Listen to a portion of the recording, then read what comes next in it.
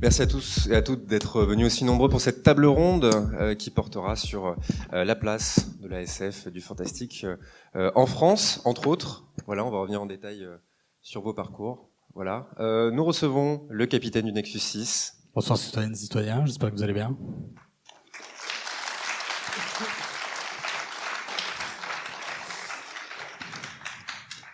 Merci d'être là. Bah merci, je suis ravi d'être ici. C'était très bon avant. On a bien mangé, c'était cool. On a bien mangé, c'est vrai. Bonsoir Thomas de Seine. Bonsoir.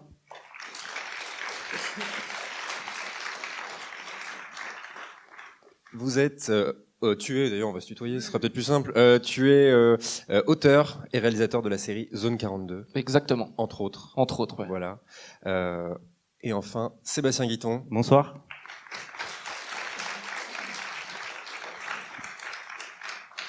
Tu es producteur des séries Soupa Soupa Ouais. et de Seven Peas, Entre autres, ouais. dont on va diffuser le pilote.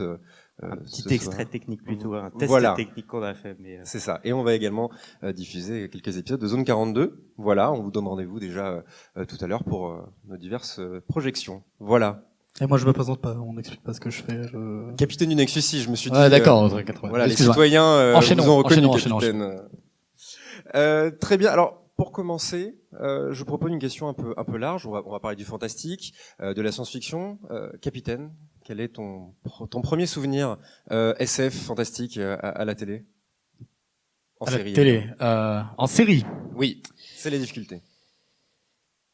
C'est vrai que j'aurais dû relire tes questions avant cette conférence. Je pense que l'un des premiers vrais souvenirs, ça a été la série V. Certains d'entre vous s'en souviennent certainement. Ou bien aussi, encore plus ancien, j'ai oublié, avec David Vincent, quelqu'un va m'aider. Les envahisseurs. Les Envahisseurs, merci. Donc ça a été vraiment mes premiers souvenirs. Donc quand même des choses qui aujourd'hui sont hors du temps, je dirais. Beaucoup de gens ne savent peut-être pas, quoique V a eu un reboot il y a quelques années, très très mauvais reboot d'ailleurs, soyons clairs. Donc ça c'est vraiment mes deux premiers souvenirs de SF en série. Et ça a été des chocs vraiment, ou ça t'a plutôt intrigué au départ? V j'aimais beaucoup parce qu'il y avait un aspect aussi premier contact, c'est des thématiques qui m'intéressent beaucoup.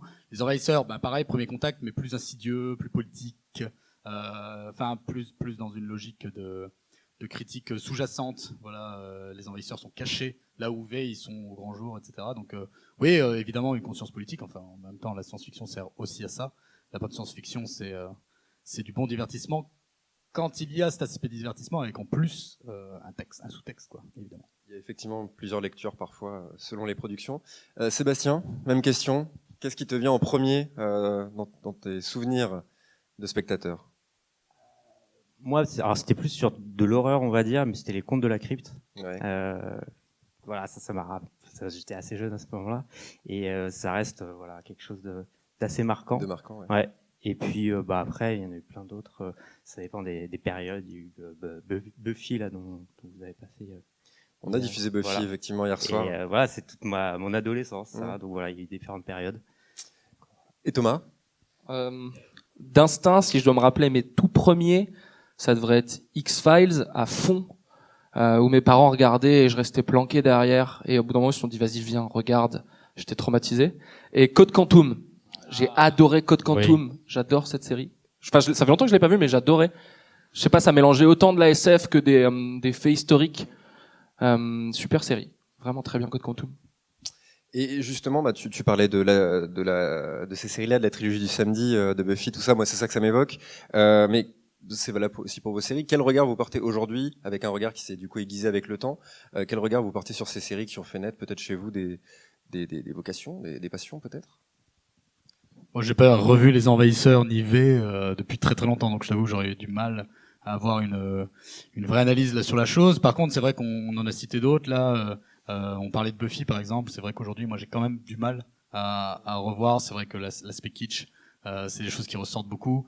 On parle souvent de Stargate SG1 aussi, que beaucoup de gens encensent. Moi, même à l'époque, alors que j'appréciais l'expérience, je trouvais que ils se foulaient pas trop non plus, quoi. Enfin, c'est-à-dire, c'est bien joli. Ok, on fait la planète des Vikings, on fait la planète des Indiens d'Amérique, ça. Pour moi, ça n'allait pas très très loin, surtout par rapport au film qui lui avait une vraie mise en scène, enfin une vraie construction d'univers. Donc même à l'époque, alors que je kiffais cette série, j'étais plus dans une démarche quand même assez critique. Je trouvais que Malheureusement que la science-fiction pâtissait encore d'un manque de moyens aussi parce qu'on ne la prenait pas au sérieux. Et je pense qu'aujourd'hui, on ferait une nouvelle série Stargate.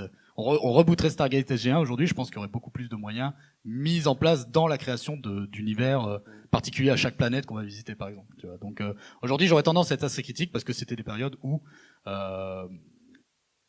la reconnaissance de ce genre, en tout cas au niveau des séries, n'était pas encore actée, quoi. Puis 20 Battlestar Galactica, on en parlera sûrement, peut-être. Enfin non, on n'est pas aux États-Unis, on parle en France, pardon, excusez-moi.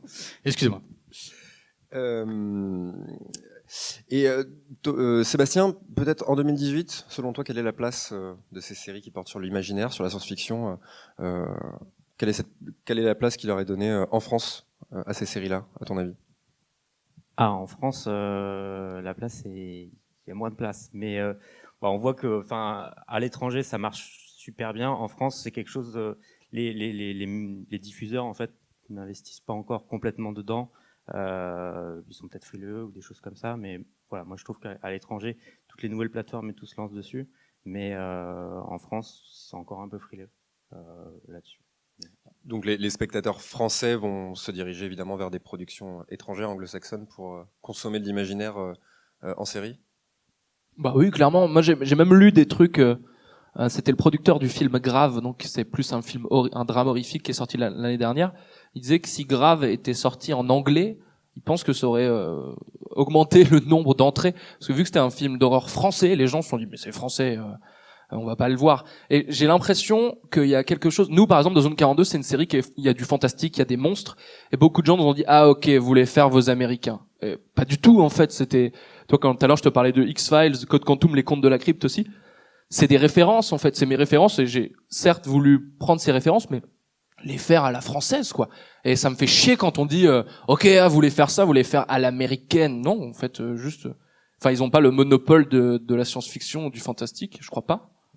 Et c'est vrai qu'on ressent dans Zone 42 ce côté un peu à la française, mais surtout que toi, au contraire, tu n'as pas voulu te cantonner à l'imaginaire, au fantastique. Il y a du burlesque parfois, c'est une comédie.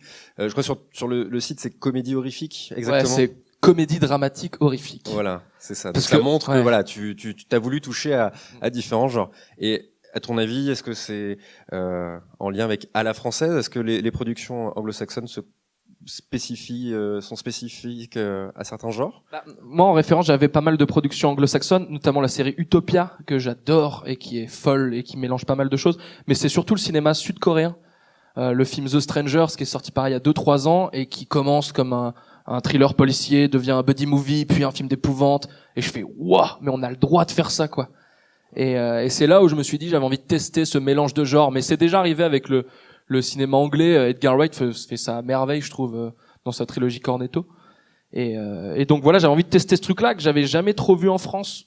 Et c'est dommage. Il y a quand même des tentatives qui sont arrivées de ce genre de choses, mais c'est très faible, quoi. Mais on dit que les spectateurs français ne sont pas réceptifs à la science-fiction, à l'imaginaire. Vous en pensez quoi au final? Est-ce que c'est peut-être dû à la place qu'on leur donne à la télévision française, peut-être? On reste dans le cadre de la série, tu veux dire? Oui. Oui. Non, moi je suis absolument pas d'accord. Bon, la problématique, tu l'as soulevée, c'est vous voulez faire à l'américaine. Les Américains ils savent faire, nous on sait pas faire. C'est un débat en fait perpétuel. C'est le fossoyeur de film qui avait dit que c'était une prophétie autoréalisatrice nulle. C'est-à-dire il y a pas de public pour ça en France, donc on ne fait pas, donc rien ne sort, donc personne ne regarde, donc en fait il y a pas de public pour ça, etc., etc., etc. Alors que moi je pense qu'il y a un vrai public, il suffit de voir. Plein de gens regardent les séries américaines. Enfin, je veux dire, il y a aucune raison. Par contre, il y a ce déficit d'image. C'est-à-dire de se dire, en France, si on le fait, ça va pas marcher. Merci. Parce que, je ne sais plus ce que je disais. Oui, parce que ça va être moins bien fait, les effets spéciaux vont être moins bons, la qualité de l'acting, etc. Moi, je dis, essayons d'abord et ensuite on verra, tout simplement, quoi. Et dans les essais, dans les séries françaises, science-fiction, imaginaire, tout ça, qu'est-ce qui vous a peut-être marqué? Ah, c'est bon, c'est revenu. Parfait. Oui. Les Revenants, c'était cool. Les Revenants. Là, il y a eu. Après, on peut considérer que Kaamelott, il y a du fantastique dedans. Bien sûr, ouais. Et J'ai qui fait va de jouer mes- justement sur peut-être du hors-champ. Ouais. Il va repenser comment montrer le fantastique. Puis après, lui, c'était balèze parce qu'il était sur de la short-com en access prime time, donc je pense pas qu'il pouvait se permettre. Puis en termes de budget, c'était compliqué. Même dans la mise en Mais, scène, ouais. c'est beaucoup de plans fixes, en tout cas dans les 4 premières saisons. Ouais. Mais ouais, il a réussi à faire ça. Mais après, son frère a fait HeroCorp, du coup, qui est même une série de super-héros, quoi. Donc là, on est complètement dans le fantastique et la science-fiction. Sinon, là, ouais, il y a une série qui m'intrigue pas mal, qui va sortir, qui s'appelle Ad Vitam, qui a remporté un prix à Sérimania. Je sais pas si vous en avez entendu parler. Non. Rapidement, le pitch, c'est les gens, la science a combattu la mort, entre guillemets. Et le personnage principal est joué par Yvan Attal et il a 120 ans. Et en fait, c'est un policier et il y a une vague de suicides qui débarque. Et du coup, le pitch fait pas trop mal, quoi, pour une série française. Mais il y a eu une série Arte qui s'appelle Intrusion, qui m'a pas mal plu il y a 3-4 ans. Qui ressemblait au film Ennemi de Denis Villeneuve. D'accord. Mais pareil, inconnu, quoi. Enfin, personne ne le connaît. Mais même Ad Vitam, je sais pas si tu l'as dit, c'est quelle chaîne, quelle Je sais pas du tout. plateforme? C'est Arte aussi, hein. C'est Arte aussi, oui, ouais. c'est ce que tu m'as dit tout à l'heure. Donc, Ouais, peut-être, ouais. c'est ce que tu m'as dit. Je ne fais que C'est répéter. vrai. Ne vous battez pas, ça vaut pas le coup. Ça vaut pas le coup. Très bien. Mais même, moi, ça m'évoque aussi Soupa Soupa, tout simplement, parce que même, je suis honnête, moi, en tant que simple spectateur, Soupa Soupa, je sais pas si certains d'entre vous l'ont vu, c'est un super-héros qui a des pouvoirs, qui vit dans un monde qui est le sien, vraiment. Est-ce que vous aussi, vous avez voulu repenser la représentation de l'imaginaire dans Soupa Soupa? Bah, ce qu'on a voulu représenter, c'est vraiment le quotidien d'un peu n'importe qui, du mec un peu loser, un peu à la bref, concrètement, et qui découvre des super pouvoirs et qui du coup arrive à ses fins, même s'il y a des embûches, etc. Donc là-dessus, ouais, on est sur de la recherche d'histoire un petit peu de science-fiction, quoi, et ils se permettent après on a utilisé un petit peu toutes les différentes techniques pour y arriver, d'animation et de live et de stop motion, voilà. Mais un petit peu. Ouais, vous avez cherché peut-être différentes façons. Exactement. Ouais. Ok, je pense par exemple à la musique. Ça m'évoque la musique, mais qui est uniquement faite en beatbox. Ouais. Déjà, donc vous sortez des classiques. Mais justement, dans vos parcours de consommateurs de séries imaginaires science-fiction, à quel moment vous vous êtes dirigé vers une professionnalisation, peut-être? Quand est-ce que vous avez quel a été le déclic? Je pense par exemple au Nexus 6. À quel moment tu t'es dit je vais faire moi aussi mes vidéos sur ce genre-là? Mon cas est un peu particulier dans le sens où j'ai pas du tout fait d'études dans la production, dans l'audiovisuel, etc. Par contre, je fais des films avec mes meilleurs amis depuis qu'on a 12 ans. Donc ça commence à faire 20 ans. Et on a monté une boîte de prod ensuite, etc. Donc ça a été plus ça le parcours. Et il y a eu un moment où on a eu le temps, tout simplement. C'est parce que quand YouTube a explosé, nous, on faisait plus trop de films. Et on était en train de se dire, on rate quelque chose. Donc en fait, il y avait déjà un besoin, en fait. Donc il n'y a pas eu de déclic particulier dans le sens où depuis des années, on produisait déjà. Et il y a juste eu un moment où on s'est dit, bon, ça fait longtemps qu'on fait plus rien, go, on y va. Et moi, effectivement, c'était le moment où j'ai commencé à consommer pas mal de vidéos sur YouTube, donc notamment François le Fossoyeur de films et d'autres, Le Visiteur du Futur, etc. Et non, moi, le constat il était très simple.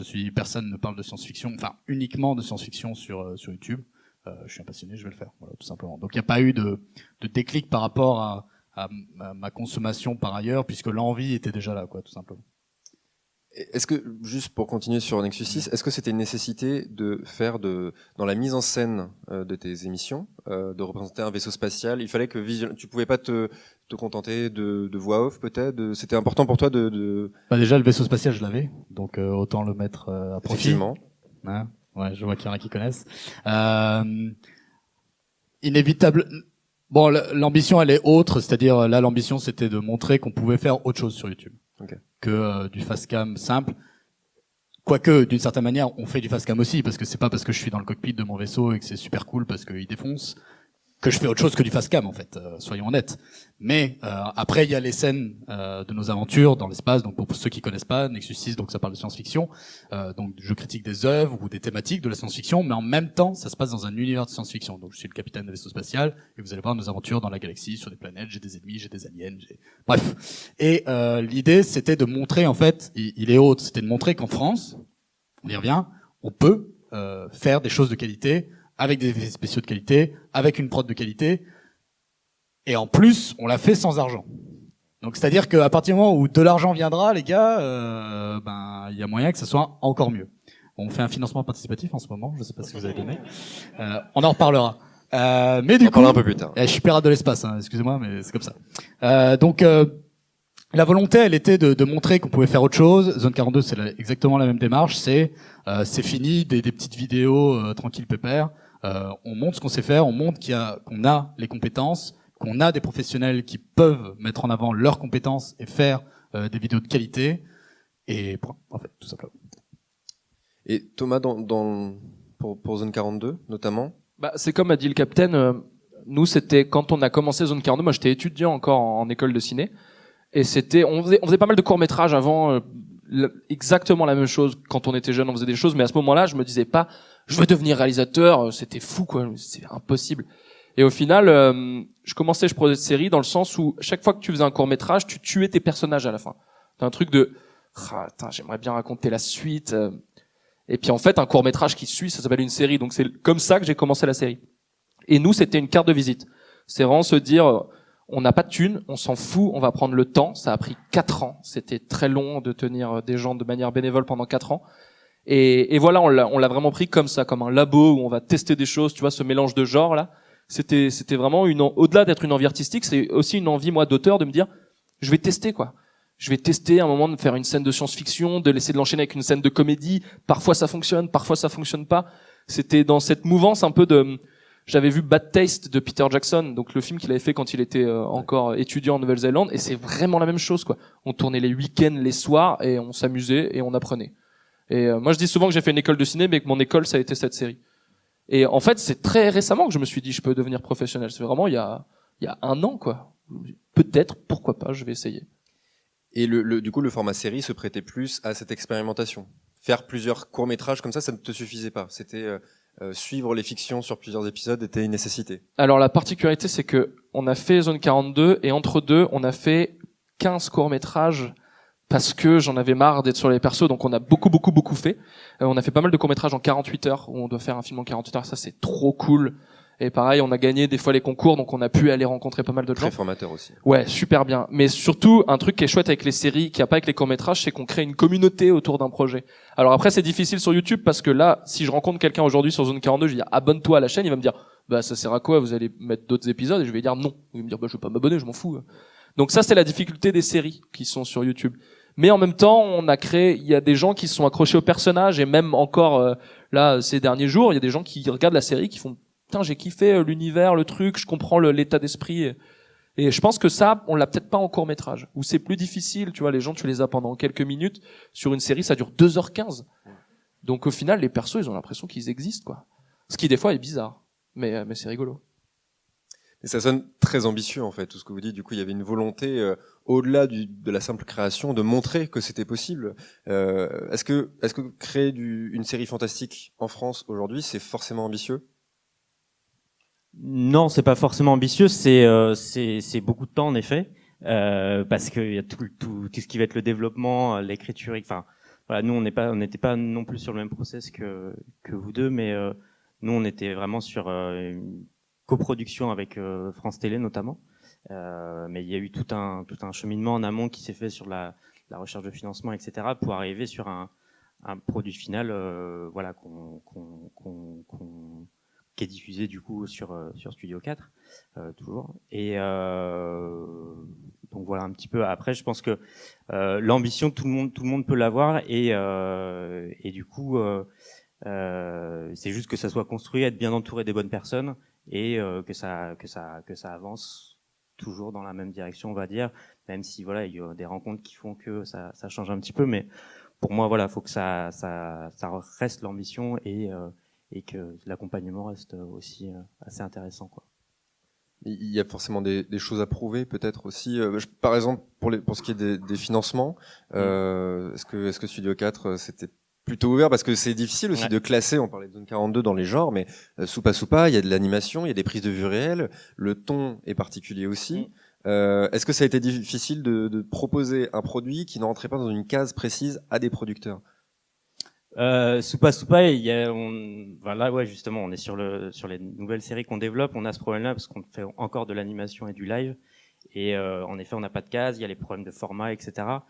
qui sont à s'adapter un petit peu en fonction des diffuseurs. Mais Soupa Soupa, on a eu la chance de faire, c'est là où aussi on se rejoint, c'est que on a fait un pilote. À la base, c'était limite un court-métrage, mais un pilote pour présenter un peu l'univers de Soupa Soupa, qui a super bien marché sur Internet.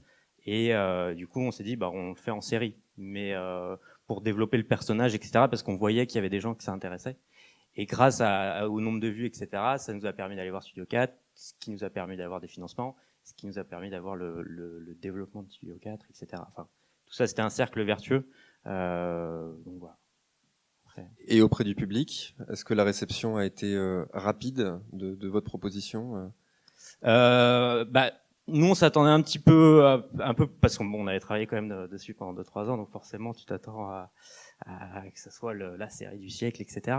Mais voilà, c'est pareil, la communauté est à construire. Nous, je pense que le problème qu'on a fait, c'est qu'on l'a trop diffusé trop rapidement, etc. Parce que voilà, on l'avait déjà, elle était produite, il y avait juste à la diffuser. Donc la diffusion, ça fait partie du process. Et je pense que voilà, enfin, c'est à réfléchir. Nous, c'était notre première série. Studio 4 ont l'habitude de diffuser assez régulièrement, etc. Mais voilà, nous on n'a pas eu le temps de créer de la communauté autour vraiment de Soupa Soupa pour qu'après, 2-3 mois, il y a eu 2-3 mois de diffusion et après, voilà, l'univers de Soupa Soupa, on a essayé de le faire construire, de le garder avec les festivals, les choses comme ça, parce qu'on avait quand même une petite communauté, mais voilà. Ça a été difficile de faire vivre la série au-delà de cette Ouais, diffusion. pour après, ouais, c'est ça. D'accord. Puis c'est dur, il y a à peu près, je sais pas, une série qui sort par jour. Ouais, que ce soit sur Internet, sur Netflix ou autre. Maintenant, nous on a eu le même souci de diffusion, on faisait la post-production en même temps, donc c'était super complexe. Mais pour revenir sur ta question sur l'ambition, je pense que soit faut être malin, soit il faut se donner les moyens, un peu comme Nexus ils font, c'est-à-dire qu'ils prennent le temps. Le vaisseau, ils font pas un vaisseau de merde, quoi. Ils se sont fait chier à faire un beau vaisseau qui a de la gueule. Oui, il est beau. T'es content? Oui.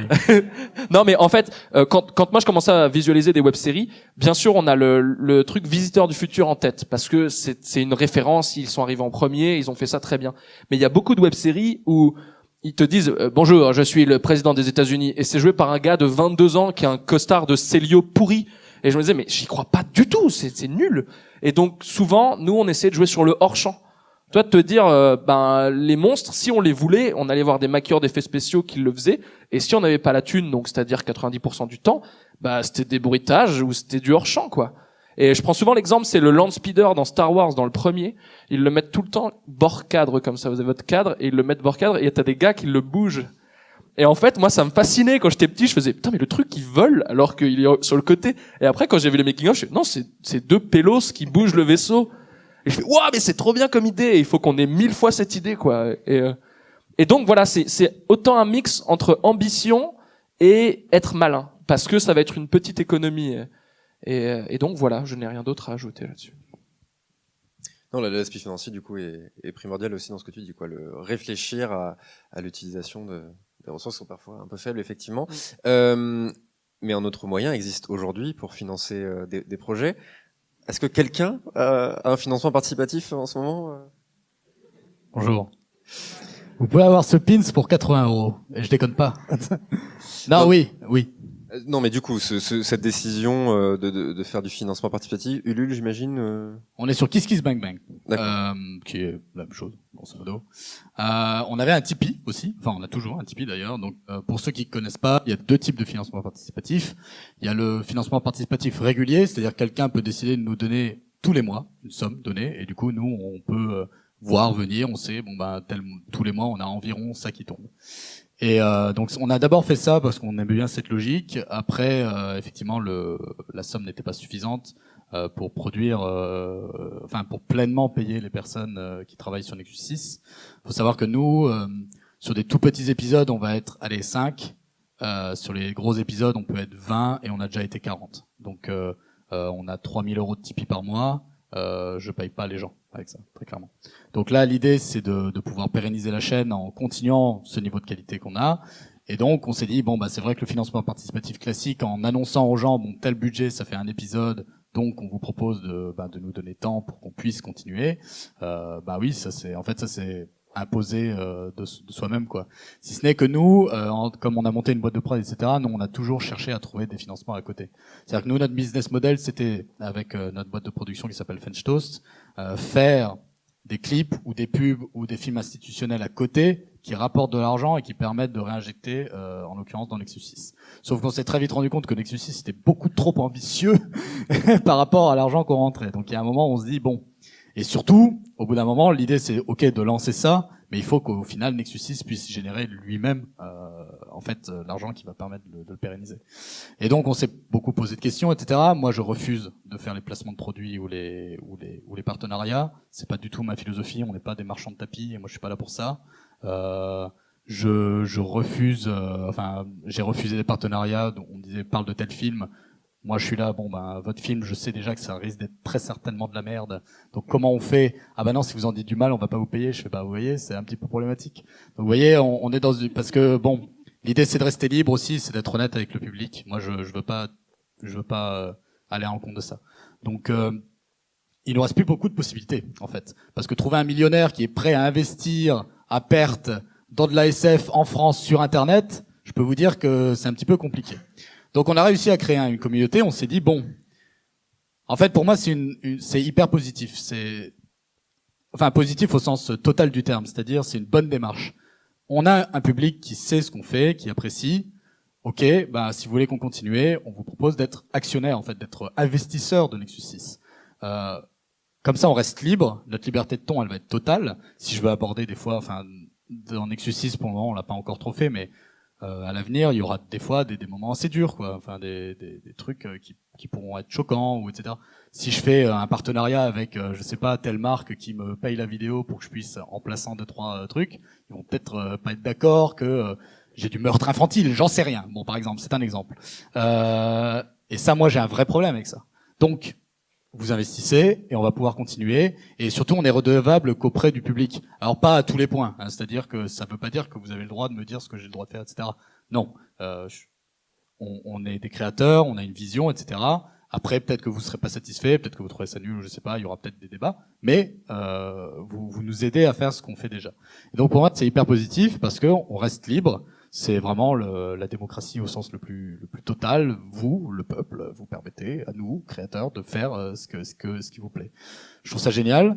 Et par ailleurs, on continue quand même à chercher d'autres moyens de financement. Donc il y a le CNC. Maintenant, je pense qu'on va l'aborder. Donc nous, on a eu une aide du CNC. On va leur demander cette année.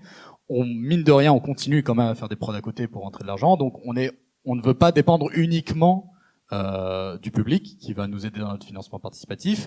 On veut avoir aussi d'autres sources de financement, mais pas pour m'en mettre plus dans la poche.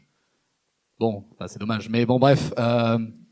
Mais plus, au contraire, pour que les épisodes soient encore mieux ou qu'on en fasse plus. C'est-à-dire que si on a plus d'argent, on fera plus. On fera pas, on paye encore mieux les gens. Non, ça, on veut déjà bien payer les gens. En tout cas, au minimum selon les grilles syndicales, parce qu'il faut savoir qu'il y a des grilles syndicales.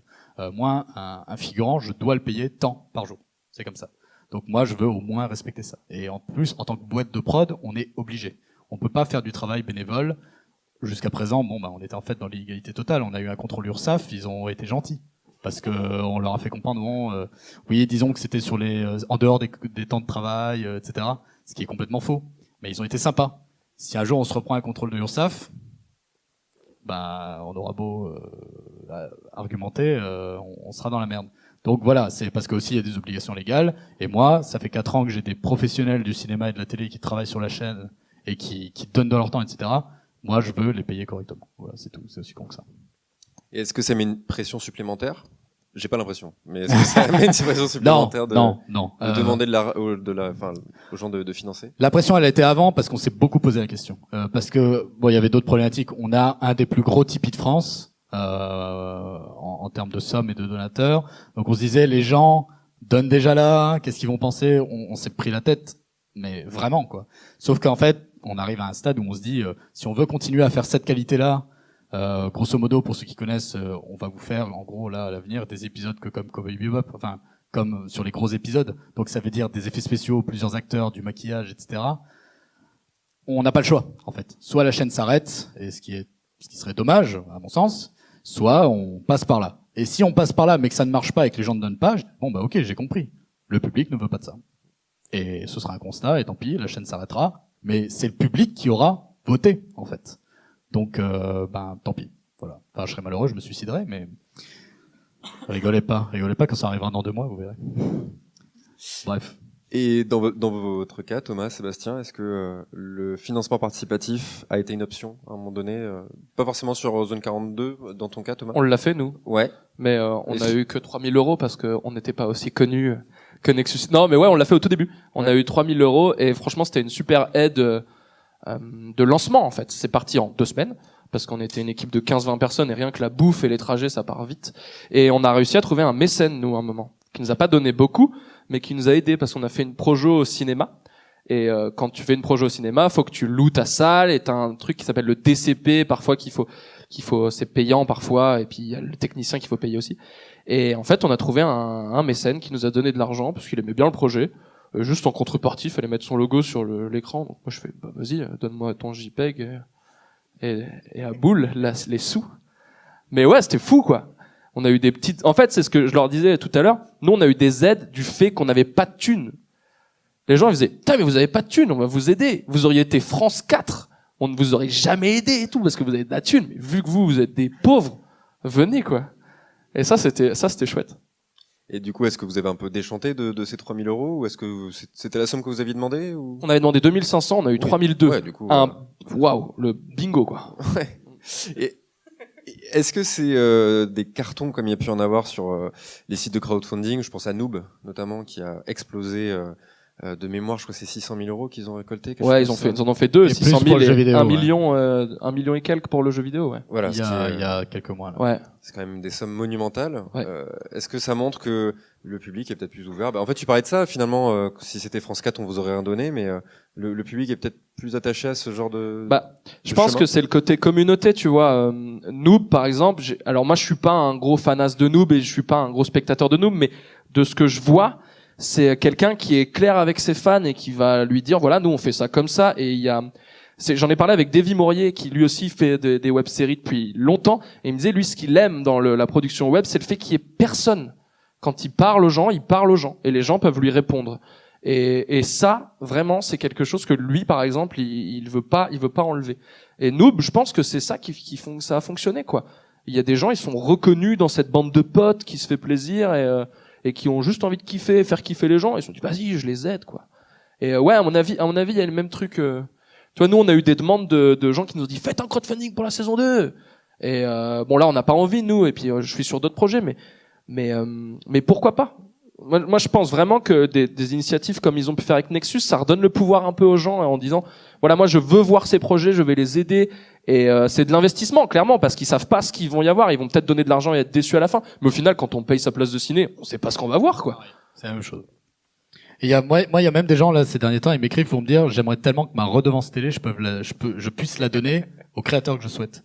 Et je pense que c'est une des pistes d'évolution qui pourrait venir le jour où la télé mourra, parce que ça arrivera.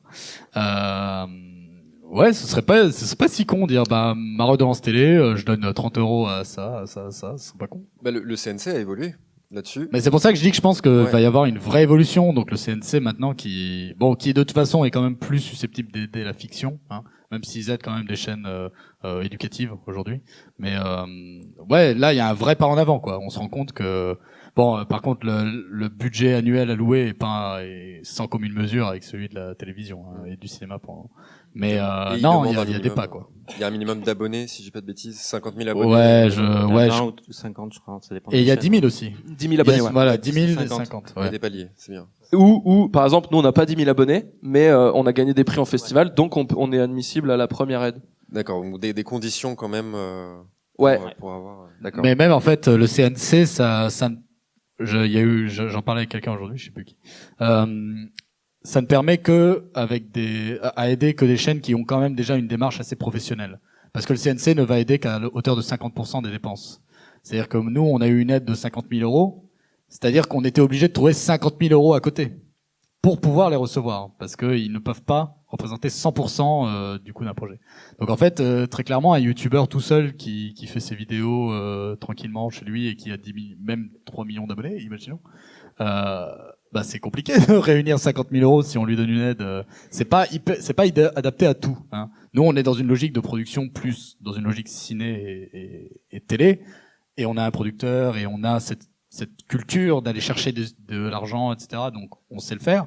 Mais quelqu'un qui est seul et qui d'un coup se retrouve avec une aide du CNC, même 10 000, c'est compliqué de les trouver, quoi. Ces autres 10 000 pour produire. Donc, c'est pas adapté à tout le monde, je pense. Après, tu peux commencer en auteur.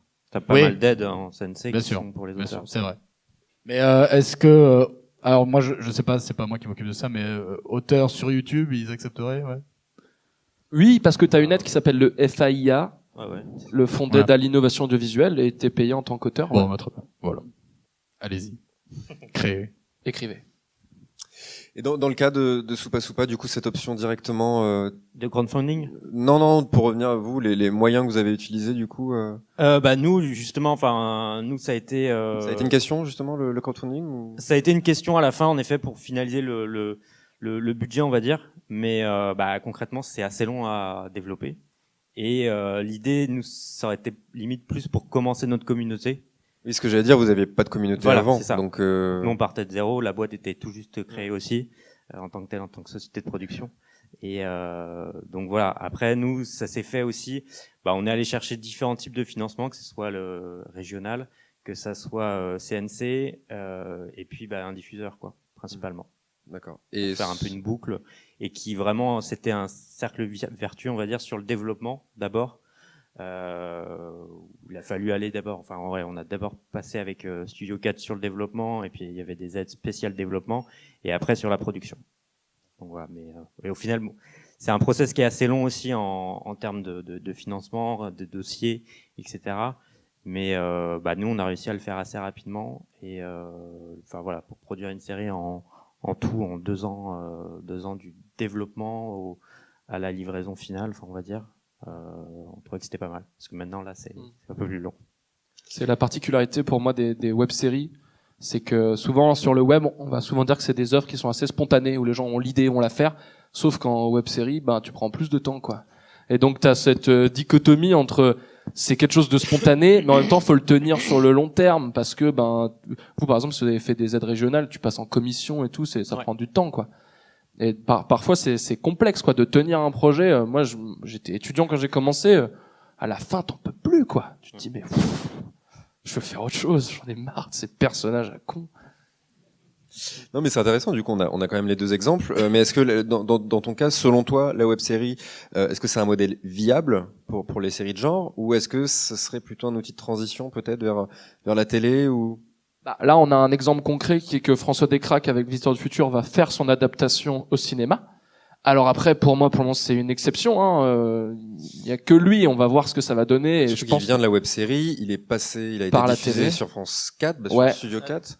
il a fait une série télé aussi, Deadland, ouais. Voilà, et il arrive, là c'est un film cette fois-ci. C'est un film au cinéma, ouais. Au cinéma. Ouais. Lui, il aura tout fait, quoi. Il aura Carrément. fait, Et il a voilà. fait des livres aussi. Ouais, il a tout fait, lui. Mais dans ton cas, du coup, pour l'avenir, peut-être de Ah. Zone 42 ou de tes prochaines productions. Moi, dans mon cas à moi, ça dépend des projets. C'est-à-dire qu'il y a des projets, j'écris, je me dis ça c'est pour le web. Des projets, je me dis ça c'est plus pour la télé ou pour d'autres trucs. Mais après, selon moi, le web c'est flou. Par exemple, est-ce que Netflix c'est des web-séries? Je sais pas, parce que c'est pas de la télé. C'est pas la télé Netflix. Tu vois, c'est complexe. J'ai l'impression qu'en plus il va y avoir une multiplication des plateformes entre Apple, Disney, HBO, je crois qu'ils vont faire la leur et tout. On va avoir Amazon. 1000 plateformes là qui vont débarquer. On va payer 200 balles mais pour c'est voir ça, les par séries. Même YouTube, Ouais, c'est avec fou, YouTube Premium, ouais. YouTube Premium qui arrivait, ouais. Mais moi, je suis pas contre ces trucs-là. C'est juste qu'à un moment, ils vont devoir se retrouver dans une salle tous ensemble et dire bon les gars, on cumule, on fait des abonnements parce que, on n'aura pas les sous pour être abonné à toutes les plateformes, quoi. Mais j'ai l'impression que pour moi, la web-série, c'est très difficile. Ça restera, selon toi, Moi, je suis en train de travailler sur un documentaire sur les web-séries et je compare ça au court-métrage. C'est-à-dire que le court-métrage, il n'y a pas de visée financière. Les gens vont créer des œuvres juste pour la beauté du geste et l'envoyer en festival et se faire des cartes de visite. La web-série, je connais aucune web-série qui s'est faite de la thune, quoi. Souvent, ils veulent juste se rembourser. Et encore, c'est difficile de se rembourser. Mais pour le moment, ouais, ça me paraît pas viable parce que à la télé, t'as les pages de pub, tu peux pas les skipper. Sur Internet, les pubs, tu peux les skipper, donc ils mettent pas autant d'argent. Autre truc, quand tu vends ton projet, à une chaîne ou au ciné, il va y avoir on va t'acheter les droits de diffusion. Je sais pas si vous avez eu ça sur Supa, mais sur Internet, tu le mets. YouTube, ils payent pas, ils s'en foutent, tu vois, tu le mets gratuitement. Donc ouais, pour le moment, je pense que ça va être des œuvres un peu de transition comme ça. Moi, j'aime beaucoup dire que c'est des œuvres de passage à l'âge adulte. Ouais. Ou un peu comme nous, tu vois, des œuvres écoles de gens qui ont créé des choses et qui vont montrer de quoi ils sont capables. Bah, encore une fois, la preuve avec François Descraques, qui maintenant est au cinéma, enfin, va arriver au cinéma avec son bébé du Visiteur du Futur, quoi. Ouais. Moi, je sais pas, je vois pas ça comme ça. Enfin, je suis d'accord avec ton analyse. Par contre, moi, je vois pas ça comme ça en tant que créateur, parce que je reviens à cette notion de liberté. Si un jour je dois faire un film qui sortira au cinéma ou une diffusion télé, il y aura des contraintes qui vont être énormes, quoi. On veut pas ça, on veut pas que tu montes ça, on veut pas que tu tiennes ce type de discours, ça va pas, ça, on veut le passer en prime time, donc c'est mort. Et moi, ça, c'est un truc qui me désespère complètement, quoi. Enfin, les plus grands films de l'histoire du cinéma, c'est des trucs qui sont faits dans la douleur, qui ont innové, qui ont choqué, qui ont bousculé les consciences. Moi, aujourd'hui, j'ai le sentiment que pour aller à la télé, faut aseptiser les choses, etc. Internet permet une liberté totale. Surtout que nous, on est aussi sur un modèle économique qui dépend pas du tout des vues de YouTube. Nous, on gagne 200 € avec les pubs YouTube par mois, vous voyez. Donc, franchement, je pourrais me faire démonétiser ma vidéo, ça me changerait pas grand-chose.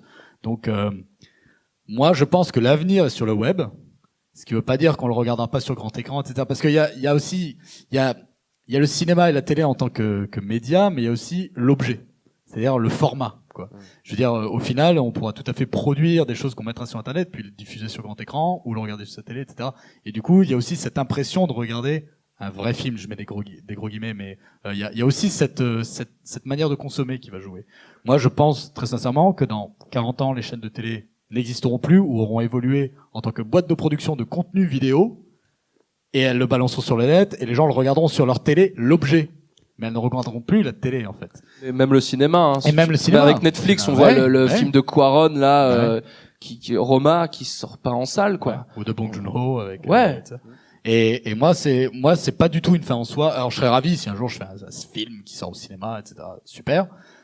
Par contre, pour moi, c'est pas une fin en soi. Vraiment, si on peut rester sur le web, réussir à créer une économie sur le web, être complètement libre, etc. Moi, si pendant 10 ans, on peut faire chaque année un financement participatif qui marche, qui permet de pérenniser pour l'année suivante, garder une liberté totale, mais je signe tout de suite.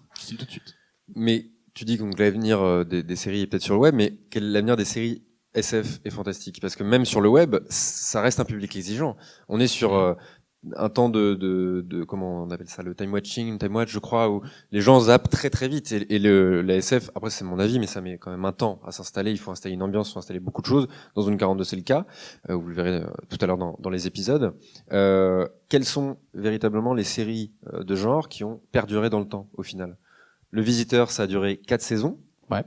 Ce qui est pas mal. Ce qui est très bien. Mais à l'heure actuelle, est-ce que même le web et le spectateur web est réceptif à ce genre? Je pense que ça va aussi très vite sur le web, donc les gens je vais pas dire se lassent, mais ils découvrent aussi plein d'autres nouvelles choses. Donc forcément, t'as l'essoufflement des auteurs et la boîte de prod aussi sur son contenu en tant que tel. Et puis même de vouloir explorer aussi d'autres univers. C'est aussi l'avantage, comme tu dis, de pouvoir explorer, d'être créatif sur le web.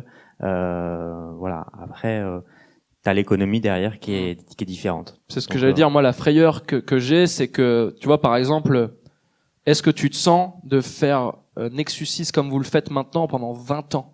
C'est-à-dire dans un mode, tu vois, où vous êtes tout le temps en train de produire constamment et tout. Ou est-ce que t'aimerais bien un moment être un peu plus cool? Mais ça, inévitablement, il y aura les choses de la vie qui font que... Tu vois, il y a un moment, ça va devenir plus dur, quoi. Tu vois, bien sûr. Et en fait, je ferai autre chose, en fait. Sur le web, tu vois, même pour le Visiteur du Futur, et c'est pour ça que j'attends grandement le film, au-delà de la qualité artistique que va avoir, c'est, tu mets sur YouTube, les gens, ils payent pas pour le voir. Donc c'est facile, en fait, juste ils cliquent, ils aiment bien, ils aiment pas, ils s'en vont, ils s'en foutent.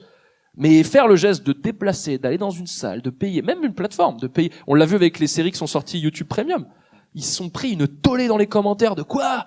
Il faut payer pour voir vos séries et tout. Les gens, c'est encore difficile. De quoi? Malgré quoi? Malgré le premier mois gratuit. Ouais, malgré le premier. J'en ai parlé avec certains des créateurs, Flaubert, Adrien Méniel. C'est chaud pour eux. Ils disent putain, mais on a créé une série. Les gens, ils nous déglinguent sur leur mode de diffusion. Oui, le premier épisode a fait 1 million de vues et après ça s'effondre. Ouais. Alors qu'il y a un moment, si les gens veulent de la fiction, c'est le serpent qui se mord la queue. Pour avoir de la fiction ambitieuse, à un moment, il faut de l'argent qu'on peut pas non plus être que dans ce que je disais tout à l'heure, du hors-champ, de la débrouille et tout. Parce que oui, à un moment, si tu vois, si le vaisseau, on veut le voir voler, voir des batailles spatiales, ben, il pourra pas être tout seul, ce bon vieux Romain Toumi, quoi. Bah oui, Romain Toumi, c'est notre responsable effets spéciaux. Tout le monde ne connaît pas Romain Toumi, Thomas définit un peu les choses. Ah bon? Non. Non, vous avez raison. Merde, je voulais dire un truc et j'ai complètement oublié. Laissez-moi réfléchir, continue à parler. Ouais, Je alors sais moi, plus. juste quelque chose que je viens de me dire du coup de ce que tu viens de dire, c'est peut-être aussi qu'à la télévision, les gens n'ont pas l'impression de la payer, la télévision. Ouais. Et sur le web, bah, c'est peut-être ça vient d'arriver en fait. On est toujours dans une démocratisation. Et même, c'est revenu. Non, vas-y, je t'en prie. Non, tu parlais du time watch, etc. Les gens qui vont regarder vite fait et s'en aller, bah tant pis. Enfin, tu vois, moi ça me dérange pas du tout. Du moment que tu as intéressé d'autres gens. Et je pense qu'il y a la masse suffisante de gens pour que ça ait un vrai succès, pour que ça soit reconnu. Il y a aussi un autre aspect qu'on n'a pas trop abordé, mais aujourd'hui, les gens sur le web, enfin les personnes qui regardent YouTube, on est encore sur du 8 à 24 ans. Après 24-25, déjà, les gens qui regardent vraiment YouTube plongent. C'est bon. Ça plonge vraiment. Moi, des gens de mon âge, quand je me suis lancé sur YouTube, ils s'en foutaient. Enfin, ils comprenaient pas du tout. Quand la chaîne a commencé à marcher, ils se foutaient de ma gueule. Ils disaient, mais oui, enfin, tu fais tes petites vidéos.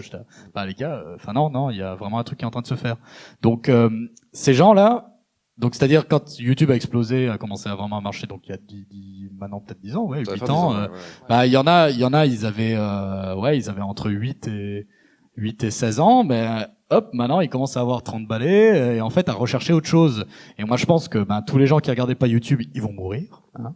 Et en fait, il y aura plus que des gens qui regarderont YouTube et le web.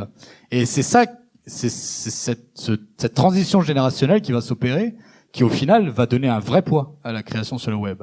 Parce qu'à terme, moi je le dis, les gens ils vont vraiment plus naturellement se porter là-dessus. Et effectivement, le mode de consommation, et je suis d'accord, sera peut-être plus versatile, plus moins accrocheur. Mais si tu fais de la qualité, moi je suis pas d'accord. Mais il y a un truc qui m'amuse dans tout ce que tu dis, c'est que tu ne parles que de YouTube, tu vois. Je te fais rire. Ouais, tu me fais ultra. Par convention, mais et pas du fantastique surtout, parce que la question c'est effectivement YouTube, c'est parfois un public qui ne rajeunit pas sur certains. Je pensais aujourd'hui Grenier qui a dit ça récemment dans une vidéo qui touche un public assez âgé, pour un public internet. Mais la place du fantastique étant moindre sur YouTube, est-ce que cette démocratisation de l'internet va prendre en compte la place de la fiction même sur YouTube? Déjà. Juste la fiction sur YouTube, c'est une galère, quoi. Enfin, en fait, si vous allez sur le site du CNC, vous pouvez voir il y a des bilans de chaque année, ils mettent les chiffres cinéma, audiovisuel et internet, et la fiction, c'est vraiment, c'est un petit pourcentage de visionnage. Le top, c'est les clips vidéo de musique. C'est ça le truc le plus vu. Et après, c'est les tutos. Et c'est les deux trucs les plus vus. Ouais. Okay. Mais la fiction sur YouTube, c'est chaud, quoi. C'est presque jamais en tendance, c'est passé. Tu vois, là il y a l'algorithme de YouTube. En plus, l'algorithme de YouTube, il est fourbe parce qu'il va vous proposer des trucs que vous faites que regarder. Donc si vous regardez si vous regardez de la fiction, il va vous proposer de la fiction, tant mieux. Mais à la base, Internet, c'est la découverte. C'est waouh, trop bien, il y a un océan de plein de trucs, je vais aller me balader. YouTube maintenant, si vous regardez des vidéos de tennis, il va vous proposer que des vidéos de tennis. Et ça se trouve, vous connaîtrez jamais le tennis de table. Parce que non, il s'est dit, non, toi tu kiffes le tennis, je vais te montrer que des vidéos de Nadal et Federer. Et donc, les gens, tu vois, il y a des gens, ils vont regarder que des vidéos, je sais pas, de prank ou de urbex ou je sais pas quoi. Moi, je regarde pas trop ces trucs-là. Et ben, ils ne verront jamais d'autres choses. Parce que l'algorithme fait en sorte, et sur Netflix, c'est la même chose. Netflix va faire en sorte que tu ne vois que les choses que tu aimes bien. Ah, vous avez aimé ça? On vous propose ça. Et donc, des fois, si t'es pas le truc tendance, tu vois, si t'es un peu différent, c'est un peu chaud. Et vu qu'en France, la SF et la science-fiction et le fantastique, c'est pas forcément le truc tendance encore, tu vois. Ah, ouais, tu sous-entends que ça va venir quand même. Je pense que ça va venir. Parce que tu parlais de gens qui vont mourir et je pense que les gens qui décident vont mourir, forcément. Voilà. Mais c'est des gens qui, en plus, n'ont pas grandi avec nos références pop, en fait. Et aujourd'hui, et on commence à le voir, c'est-à-dire les choses évoluent, déjà. Parce que les gens de notre âge sont mis à des postes de pouvoir aujourd'hui. En tant que producteurs, en tant que décideurs. Ce qui n'était pas le cas avant. Donc, les choses vont se faire. Et je suis pas d'accord avec ce que tu disais par rapport. Enfin, pour moi, c'est très simple. c'est aussi au spectateur d'avoir la responsabilité intellectuelle, la démarche intellectuelle de regarder autre chose quoi que ce qu'on lui propose. Donc moi c'est très simple, effectivement les jeunes ils sont cons comme leurs pieds. Enfin t'es ado, t'es bête, bon oui tu vas regarder que tes tutos, mais ces gens ils vont quand même évoluer, j'ose espérer, tu vois, je veux dire ils vont quand même se dire au bout d'un moment ils vont prendre un peu de poids. Oui, mais c'est même pas une question d'être intelligent, c'est une question. Tu vois, par exemple, un truc qui manque, j'ai rencontré pas mal de gens de la web-série, il manque une plateforme qui répertorie ces web-séries. Tu vois comment... Il y en a au Canada, il y en a des pas mal qui sont faites. Studio 4 le fait un petit peu, tu vois, parce que c'est une chaîne qui a une ligne éditoriale et qui le fait, mais encore, c'est des web-séries. C'est des web-séries qu'ils ont choisies. Ouais. Mais il manque une vraie plateforme où quelqu'un qui dit, tiens, je vais aller regarder des web-séries. Il va sur la plateforme, il dit, ok, j'ai envie de me faire un peu un truc comédie. Boum, il clique sur comédie, il a une liste avec des pitchs. Ça n'existe pas. Mais plateforme payante, du coup. Et on en revient au problème. Non, pas forcément. Pas forcément. Tu peux être sur du YouTube ou du Black. Moi, après, on peut pas avoir tout mis dans la bouche, c'est aussi à nous. Enfin, c'est-à-dire nous on est dans une démarche proactive, tu fais des collabs, t'essayes de contacter les journalistes, tu fais machin pour avoir des articles, etc. Nous on est vraiment dans cette démarche, il faut faire ce travail-là, quoi. C'est-à-dire, oui, aujourd'hui il n'y a pas effectivement tous les outils nickel pour que ça se passe bien. C'est à nous de nous battre en fait. Moi je suis vraiment dans cette logique-là. Quoi. Donc c'est plutôt optimiste quand même, tout ça. Oui. Ouais. Dans le cas de Soupa Soupa qui avait connu les deux quasiment, vous avez été diffusé aussi sur France 4, etc. Ou... Ouais. Non, sur Studio 4. Mais je voyais de nous, on a été diffusé à peu près en même temps que Last Man, qui pareil, qui était dans de l'animation ado-adulte, un petit peu ce qu'on essaye de faire aussi, qui est une case assez complexe et qui a été diffusée sur France 4, mais à 22h ou minuit. Et qui est sur Netflix actuellement en plus. Et qui, oui, voilà, ils ont fait, je pense ils ont été rachetés par Studio Plus et Netflix, ouais, après. Ouais. D'accord. Ouais. Okay. Mais donc voilà, après en fait il y a du rachat de séries aussi qui se fait, des choses comme ça. Donc la web série est aussi un tremplin là-dessus, sur la diffusion et puis sur la future création. Mais voilà. Mais par exemple Studio Plus c'est un bon exemple parce que alors Studio Plus c'était une plateforme, il y a deux plateformes qui sont lancées un peu en même temps, donc Studio Plus et Black Pills. Black Pills ça existe encore, Studio Plus c'est mort depuis juillet. Parce que c'était Canal+, je crois, qui ont lancé cette plateforme et il me semble, je dis peut-être des bêtises, mais qu'ils ont perdu plus de 40 millions d'euros d'investissement. Et à un moment, ils se sont dit... pas mal d'argent sans les séries, en effet, à un ouais. moment. Donc ils ont tenté, en fait. Eux, ils se sont dit, allez, on y va, on tente. Ils avaient fait un pari fou, c'était de se dire, ok, la série digitale, parce que ouais, il y a web série et série digitale. La série digitale se consomme sur les smartphones, donc on va faire de la série qui n'est visionnable que sur smartphone. Ça n'a pas fonctionné. Non. Mais du docu aussi. Hein, il y a de comment? Il y avait du docu. Ouais, il y avait du docu. Ouais, c'était une plateforme où il y avait plein de choses. Large, quand même. Mais c'est complètement idiot de cantonner à une forme. Enfin, ouais, moi, et Black Pills maintenant est en sur écran aussi. Ouais, carrément. Ils ont dû s'y mettre, quoi, forcément. Bah oui, parce que moi je pense, tu vois, quand tu parlais de, il faut aller chercher les gens. Moi, je suis un peu plus pessimiste que toi sur les gens. J'ai l'impression qu'avec nos smartphones et compagnie, on va être de plus en plus amené à, on bouge pas et notre bouffe et nos trucs, ils arrivent à nous. Et non, je suis pessimiste là-dessus aussi. Et du coup, c'est difficile en tant que créateur de te dire comment je vais chercher les gens, tu vois. Comment je juste avec une vignette ou un titre, les gens, je les amène sur mon contenu. Tu vois. Non, mais c'est pour ça que je parlais de collaboration avec des gens qui touchent une frange qui n'est pas ton public. Comment tu fais une collab en fiction? Tu fais des crossovers. Mais tu n'as pas regardé toutes mes vidéos. Ah oui. Si. Non, si, quand tu t'approches un autre créateur, tu lui dis, OK, on peut faire une collab, mais moi, ça se passe comme ça, parce que moi j'ai un univers, etc. Il faut scénariser le truc, et ça t'intéresse pas, mais il faut réussir à le persuader. Moi, je sais que nous, 90% de notre public, c'est 25 à 45 ans. C'est-à-dire que je ne touche absolument pas les ados, alors que c'est la majorité du public sur YouTube. Donc là, aujourd'hui, on est vraiment dans une démarche d'essayer de toucher ce public-là. Donc je me rapproche de créateurs dont je me sentais pas forcément très proche créativement jusqu'à présent. Aujourd'hui, j'essaye de trouver des passerelles avec eux, de discuter avec eux. Vous êtes en train de créer le YouTube Cinematic Universe. Mais ça, c'est depuis longtemps, ça. Ça, c'est depuis très longtemps. C'est déjà fait. Petite question pour finir, déjà. 42. Avec non, pas celle-là. Non, avec le succès à l'international de déjà des Revenants, dont on a parlé très rapidement, mais je pense également à Calls, que vous allez voir tout à l'heure, qui est la première série française achetée par Apple, qui a été rachetée récemment par Apple. Est-ce que vous pensez que l'international peut être une ouverture, peut-être, sur de la production, sur du rachat ou... Bah clairement. Enfin, ça va forcément. Vous avez l'air assez catégorique. Est-ce que forcément on va passer par là? Mais oui, parce que selon moi, pas mal de productions françaises il y a une barrière en fait de la langue. Pas mal d'Américains ou autres vont se dire c'est en français, je regarde pas. C'est pour ça qu'ils font les adaptations. Ils sont très frileux sur Et en fait, en vrai, tu vois, moi, si on me demande, ouais, est-ce que tu peux pas le faire en anglais ton scénar? Ben non, ça me dérange pas. Ça sera vu par plein de gens. Pascal Logier, qui lui est plus dans le cinéma horrifique, ses films, il les fait en anglais maintenant parce qu'il se dit c'est plus facile à vendre derrière. Là, il a fait, je sais plus comment il s'appelle le dernier, je me rappellerai plus, mais il l'a fait en anglais pour ça, quoi. Alors qu'il y a Mylène Farmer dedans. Non, et surtout, surtout, tu le disais, même en France, on va avoir tendance à mettre sur un piédestal une production qui va être en anglaise. Donc c'est tout bénef. Moi, non, nous on fait une version espagnole, japonaise, anglaise, quand tu veux. Mais c'est difficile parce que, excuse-moi, mais le CNC, il t'oblige pas à avoir une production française du coup si on veut Alors, les aides. pour les aides CNC, oui. Mais Ouais. après, si t'arrives à leur vendre à l'international, bon bah t'auras plus ton aide CNC pour ça, mais tu peux faire. tu peux- Mais il y a pas longtemps, je réfléchissais, tu vois, quand on a commencé à parler de cette table ronde, à qui en France a réussi à faire des œuvres de science-fiction qui ont fonctionné à l'international. Il y a pas beaucoup de noms qui sont venus et celui Sans qui a se sorti, cantonner aux séries. sans se cantonner aux séries, j'ai pensé à Luc Besson. Bah oui, il y a que Besson. Et franchement, Et Jean-Pierre Jeunet un peu, ouais, Ouais. c'est tout. Ouais, tu me prends de court, mais effectivement, ouais, c'est vrai qu'il y en a peu. mais Luc Besson, Qui lui-même est très critiqué dans son pays d'origine. oui, mais on est toujours critiqué un petit peu de. Les visionnaires sont toujours critiqués. Et du coup, J'aime bien Besson. et avec Soupa Soupa, du coup, pas de problème de langue.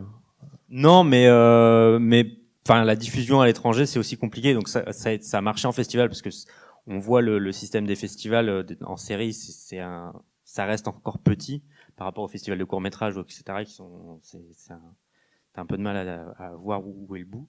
Mais en série t'as une sorte de microcosme on va dire.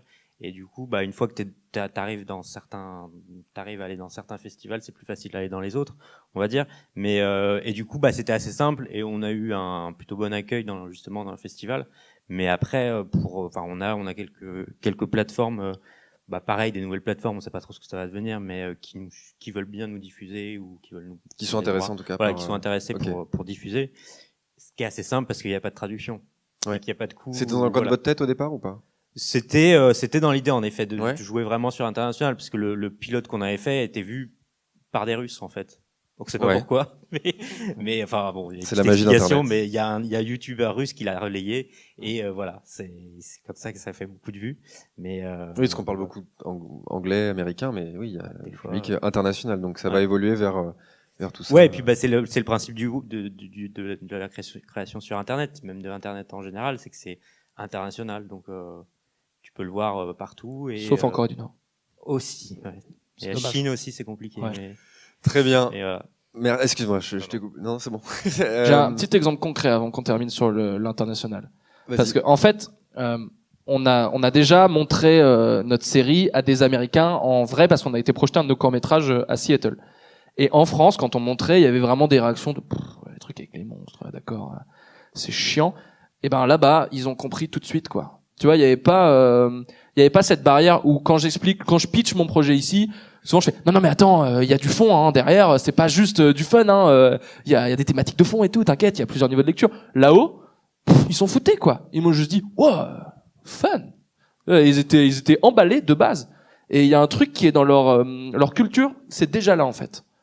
Donc faut pas avoir peur, je pense même en Angleterre, tu vois, il y a des chouettes séries qui sortent et ils ont Mais pas oui, peur. les Anglais sont bien moins frileux. Ouais. Enfin, tu vois, les Anglais, ils ont Harry Potter, ils l'adaptent, ils font des films, quoi.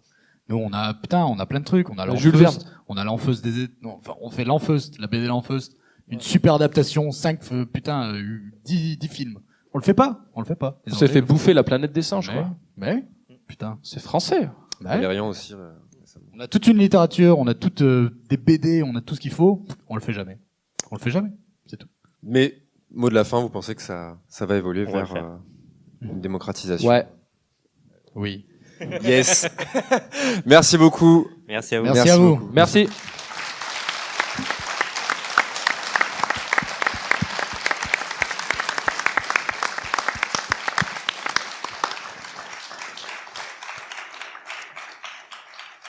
A-t-on le temps pour quelques questions, peut-être? Oui, c'est un oui. Est-ce qu'on peut faire passer un micro, peut-être? Est-ce que des gens ont des questions, ici, pour nos invités? Non. Non. Ne soyez pas timide. Ah. Ah, nous avons une question. 2. J'en vois 2. Juste ici. J'en vois que 2. Vous pourrez venir parler après si vous voulez. Oui, bonsoir. Moi, je me posais la question. On sait que la web-série, c'est un phénomène qui vient d'outre-Manche. Et les créateurs de web-séries d'Amérique, ils en sont où aujourd'hui? Est-ce qu'eux aussi, ils ont passé le cap, comme François Descraques, de se tourner vers le cinéma? Ou est-ce qu'ils sont aussi restés dans le système de la web-série? J'en ai aucune idée. Je t'avoue que je n'en ai pas beaucoup d'idées. Enfin là, je travaille sur un docu sur la web-série francophone, donc je m'intéresse très peu à ce qui se passe là-bas. Mais je crois que là-bas, ils ont pas les aides comme nous. On peut avoir du CNC et tout, c'est un peu plus compliqué. Mais ils ont eu des web-séries, par exemple Dr. Horrible, qui est une web-série faite par Joss Whedon, quand il a fait ça pendant la grève des scénaristes. Donc ils ont c'est trop bien. C'est une comédie musicale super-héros, c'est vachement bien. Mais du coup, je sais pas du tout. Je t'avoue que je vais me renseigner parce que ça m'intéresse à fond. Mais comme tu dis, ils sont pas du tout dans la même démarche que nous. Nous, on est en train d'essayer de se fédérer, de créer un syndicat, etc. Les États-Unis, c'est pas du tout comme ça. Ils déclarent même pas leur droit sur les pubs YouTube à leurs impôts. Enfin, ils sont pas du tout dans la même démarche. En plus, c'est en langue anglaise. Très facilement, t'as beaucoup plus d'abonnés, donc quand même un petit revenu. Donc moi, j'ai pas du tout le sentiment qu'ils sont dans cette démarche où nous, on essaye de créer des structures en fait. Voilà, de structures. Après, si, il y a eu, ils ont fait les premières séries YouTube Premium. Il y a une série qui s'appelle Impulse, donc c'était une des premières web-séries YouTube Premium, qui est un spin-off de Jumper, le film avec Putain, la vache. Hayden Christensen. Je savais pas. Ouais, et franchement, vous regardez l'épisode 1, on peut voir l'épisode 1, ça commence par une baston de mecs qui se téléportent sur la banquise. Il y a le gars de Key and Peele, c'est pas Jordan Peele, c'est l'autre, celui qui joue dans Le Dernier Predator là. Et mais ouais, ça, tu fais waouh. Après, j'ai regardé les autres web-séries américaines produites par YouTube Premium. Il y a des trucs, t'as l'impression que c'est les téléfilms de M6 là, truc tu sais avec mon Dieu, mais ton fils a une leucémie, c'est horrible. Une autre question. Bonsoir. Moi, j'avais une question. Vous, comme François Descraques l'a fait, il est passé sur un format cinéma. On l'a vu avec Okja, le cinéma met des bâtons dans les roues à des producteurs qui viennent d'Internet. Netflix est purement Internet. Vous n'avez pas peur que même des grands créateurs qui passeraient sur Internet, on l'a vu avec Okja encore une fois, vous n'avez pas peur que les distributeurs ils gueulent, ils veulent pas parce qu'il n'y a pas le format qu'ils veulent, ça leur plaît pas parce que ça vient d'Internet? Qui gueule par rapport à quoi? Bah, le festival de Cannes avait gueulé par rapport oui. à Okja. Et c'est peut-être un problème. Je sais pas s'il l'a eu, on n'a pas de nouvelles. François Descraques avec les Visiteurs du Futur. Mais peut-être que ça a été une galère. Il s'est pointé en disant, je débarque d'Internet. Bah, après, de toute façon, c'est la problématique que je soulevais tout à l'heure. Au cinéma, il faut que tu fasses quelque chose qui va vendre des billets. Sur Internet, tu ne vends pas de billets. Les gens voient ça gratuitement. Il y a eu des tentatives avec Paranormal, pas très normal activité avec Norman qui ont pas fonctionné.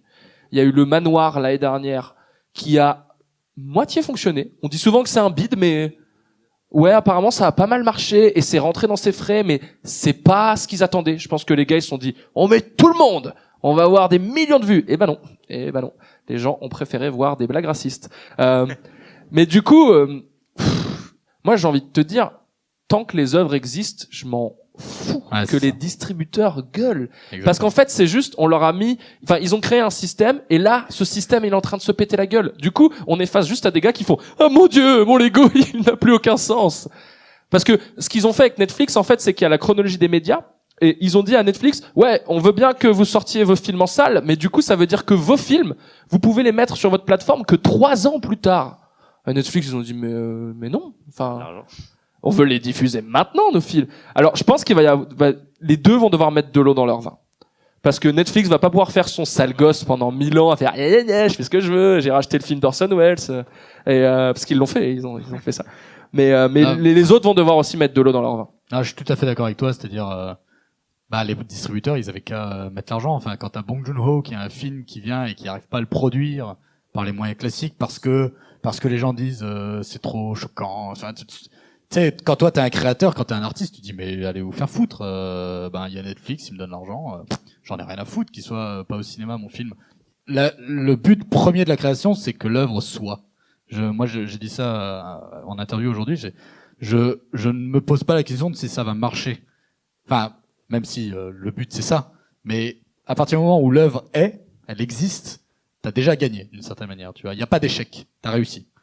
Que ce soit au cinéma ou autre part, tant pis. Et puis en plus sur Netflix, les gens vont le regarder. Donc franchement, Moi, tant mieux qu'ils gueulent. Hein. Il y a un truc que je crois aussi, c'est que les humains aiment beaucoup se rassembler autour de passions communes.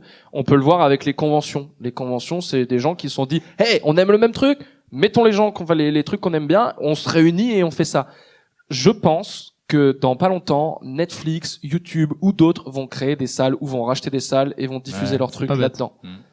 Franchement, ça serait pas con. Que Netflix, ils se disent, OK, eh ben, on fait un partenariat avec UGC, et dans toutes les salles UGC, ça passe. Mais pas dans les salles Gaumont ou Pathé. Franchement, c'est un win-win pour les deux, hein. Donc, ça peut être des choses envisageables. Eh bien, je vous propose qu'on reste sur cette interrogation. On vous laisse méditer là-dessus. Mystère. Merci encore. Merci à vous. Merci beaucoup. Capitaine, Thomas, Sébastien.